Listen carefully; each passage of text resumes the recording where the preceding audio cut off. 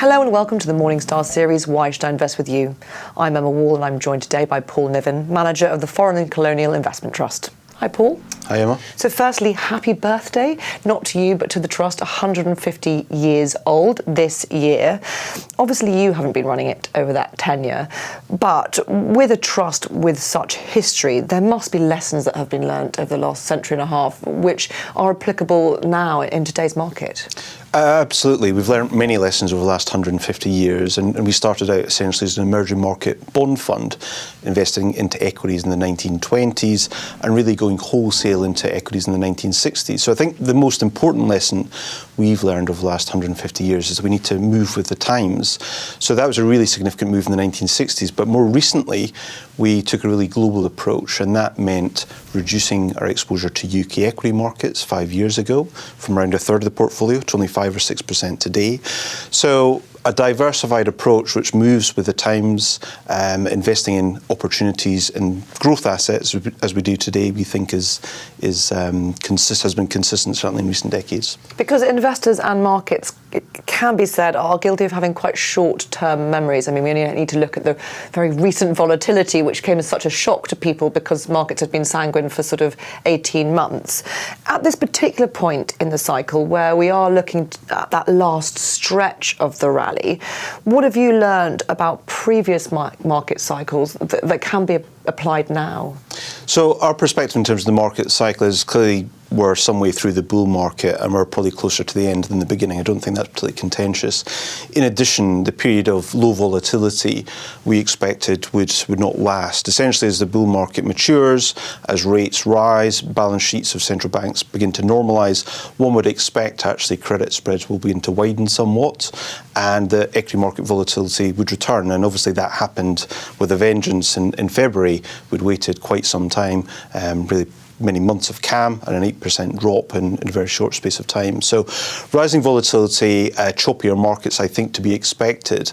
But fundamentally, I think if one looks back through history, there are some warning signs that may precede a prolonged market downturn.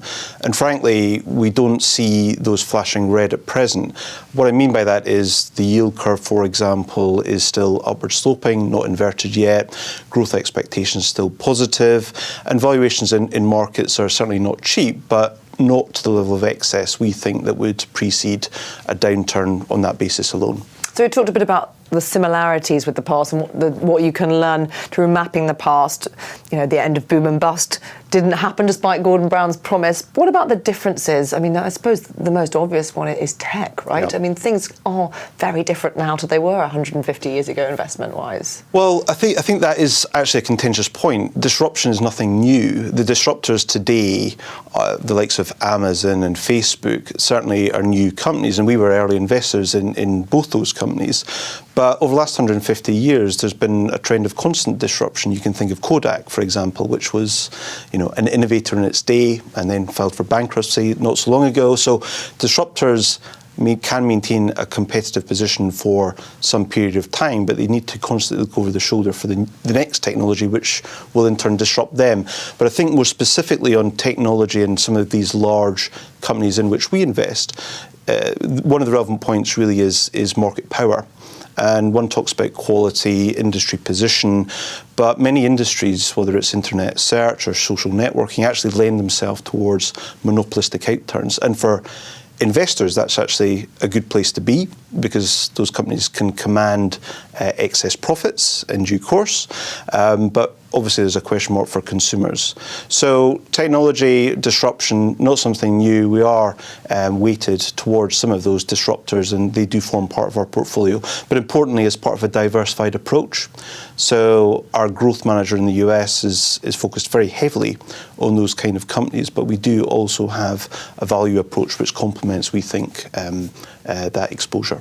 And finally, obviously, when the trust was first launched, it was a bond trust. But since you've moved into equities, is there any single holding which has been with you for that entire tenure? So we first made investments into equities in the 1920s, and still more than 90 years on, we still own Shell. So that was one of our first purchases, still in the portfolio today, 90 years on. So some people talk about long-termism, the importance of a long-term approach, but I think we can demonstrate that in terms of the way that we've approached investments over the last 150 years. Paul, thank you very much. Thank you. This is Emma Wall from Morningstar. Thank you for watching.